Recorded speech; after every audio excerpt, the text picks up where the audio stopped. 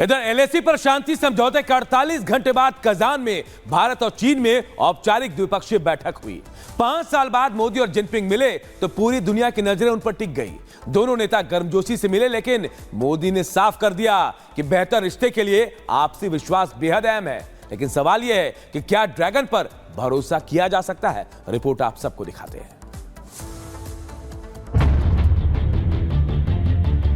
Modi, Putin, Jinping की तस्वीर से अमेरिका, नाटो टेंशन में है। रूस यूक्रेन जंग के बीच में दुनिया की नजर मोदी, पुतिन, जिनपिंग पर है।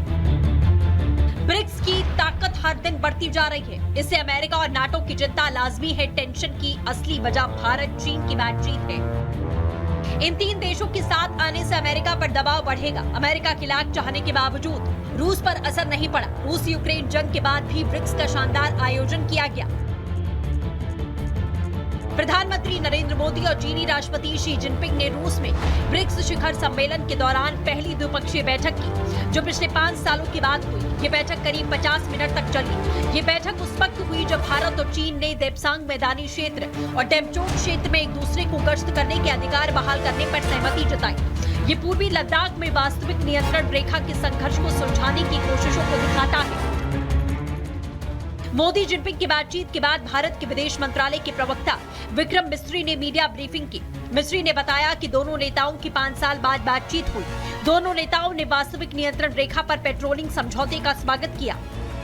मैं इतना ही कह सकता हूं कि पिछले 2 दिन में जो कदम हमने उठाए हैं, और ये कदम पिछले 2 दिन से हमारे सामने है, लेकिन इन पे जो काम हुआ है वो काफी समय से काम चल रहा है।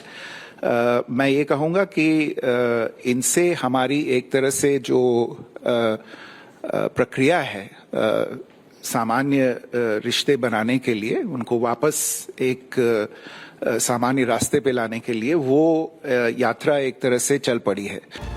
विदेश मंत्रालय की प्रवक्ता ने कहा, भारत और चीन के बीच मुद्दों को सुलझाने के लिए स्पेशल रिप्रेजेंटेटिव नियुक्त किए गए। भारत की तरफ से एनएसए अजीत डोभाल और चीन की तरफ से विदेश मंत्री वांग यी इन मसलों को सुलझाएंगे।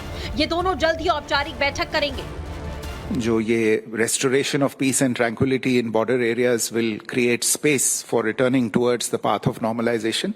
मैं मेरा तात्पर्य इसी चीज की तरफ था कि जो पीछे अभी समझौता हुआ है उससे ये रास्ता अब खुल गया है। रास्ते पे अब चलने की हम दोनों को आवश्यकता है।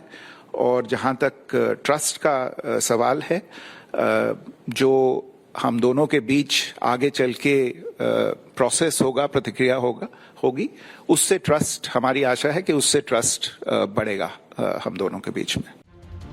इससे पहले भारतीय विदेश मंत्रालय के प्रवक्ता विक्रम मिस्री ने सोमवार को बताया था, भारत चीन के सीमावर्ती इलाकों में पेट्रोलिंग के साथ 2020 के बाद उठे मुद्दों को सुलझाने के लिए प्रस्ताव तैयार है। इस पर दोनों देश कदम उठाएंगे। मोदी और जिनपिंग की मुलाकात एलएसी पर पेट्रोलिंग को लेकर समझौते पर बनी सहमति के 72 घंटे के कम समय के अंदर हुई। भारत और चीन ने सोमवार को एलएसी पर तनाव को कम करने के लिए एक अहम समझौते पर सहमति जताई। इसके तहत दोनों देशों की सेनाएं पूर्वी लद्दाख के 2 पॉइंट्स डेप्सांग और डेमचोक से पीछे हटेंगी। दोनों पॉइंट पर अप्रैल 2020 जैसी स्थिति बहाल रहेगी। भारतीय जवान इन 2 पॉइंट पर पेट्रोलिंग कर सकेंगे। अभी विवाद के कारण भारतीय सेना यहाँ पेट्रोलिंग नहीं कर पाती।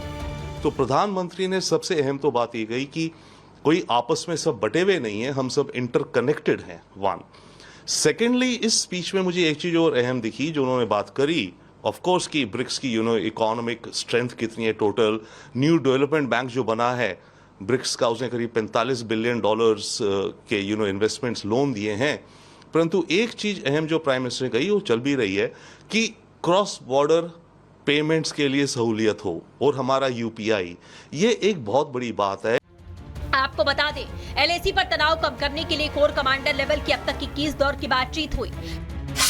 2020 में 8, 2021 में 5, 2022 में 4, 2023 में 3 और 2024 फरवरी में वार्ता हुई थी।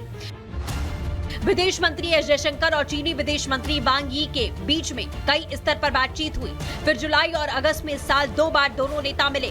सितंबर में राष्ट्रीय सुरक्षा सलाहकार अजीत डोभाल और वांग की भी मुलाकात हुई। अब इन बैठकों का सकारात्मक नतीजा सबके सामने है। ऐसे में अब आगे सीमा विवाद को सुलझाने के लिए दोनों देशों के विशेष प्रतिनिधि जल्द बैठक करेंगे। इसमें भारत की तरफ से NSA अजीत डोभाल और चीन के विदेश मंत्री शामिल होंगे। Bureau report, Republic Bharat. और अब खबर यूपी के बहराइच से, जहां एक बार फिर से तेंदुए का खौफ देखने को मिला और इससे गांव में दहशत का माहौल है। 1 मिनट की रिपोर्ट में पूरी खबर आपको दिखाते हैं।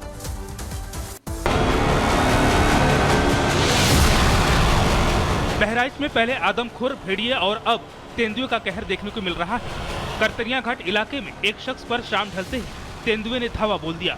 एक रिसोर्ट मैनेजर बाइक से लौट रहे थे, तभी तेंदुए ने अटैक कर दिया। चलती बाइक पर तेंदुए ने हमला किया तो उनका संतुलन बिगड़ गया, जिसके बाद तेंदुए ने शख्स के कंधे और कमर पर पंजा मारा। रिसोर्ट मैनेजर अपनी जान बचाकर वहां से भाग निकले। घर आए तो उनको अस्पताल ले जाया गया।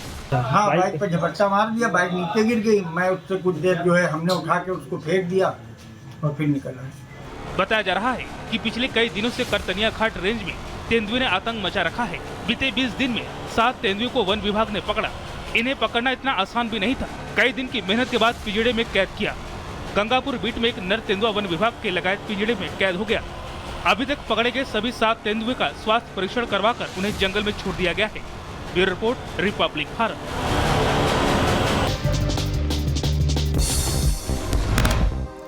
रूस की सफल यात्रा के बाद स्वदेश लौटे पीएम मोदी। कजान में 16वें ब्रिक्स शिखर सम्मेलन में 2 सत्रों में पीएम मोदी ने संबोधित किया। रूस में मोदी ने चीन के राष्ट्रपति जिनपिंग को सुनाई खरी खरी, कहा शांति और स्थिरता के लिए सीमा का हो सम्मान, भरोसा कायम रहेगा तो मजबूत होगी दोस्ती की बुनियाद। ब्रिक्स के मंच से पीएम मोदी का आतंक पर कड़ा प्रहार, कहा आतंकवाद दुनिया के लिए बड़ी चुनौती, मिलकर लड़नी होगी लड़ाई। आतंकवाद पर दोहरा चरित्र किसी के हित में नहीं है। ब्रिक्स समिट में प्रधानमंत्री नरेंद्र मोदी का बयान, एनर्जी पर बोले पीएम मोदी, भारत में हम ग्रीन एनर्जी पर जोर दे रहे, पर्यावरण के लिए एक पेड़ मां के नाम अभियान। महाराष्ट्र चुनाव को लेकर दिल्ली में बीजेपी की अहम बैठक, जेपी नड्डा की अध्यक्षता में चुनावी मंथन। कई केंद्रीय मंत्रियों के साथ महाराष्ट्र कोर ग्रुप के नेता शामिल। और महाराष्ट्र में महाविकास अघाड़ी में सीट बंटवारे का ऐलान, 85 सीटों पर लड़ेगी कांग्रेस, उद्धव और शरद गुट, बाकी सीटें अन्य दलों। झारखंड विधानसभा चुनाव के लिए झामुमो की तीसरी लिस्ट जारी। 5 उम्मीदवारों के नाम का ऐलान किया गया। बिशुनपुर सीट से चमरा लिंडा को टिकट, चक्रधरपुर से सुखराम उरांव को टिकट तो खूंटी से स्नेहलता कंडुलना को उम्मीदवार बनाया गया।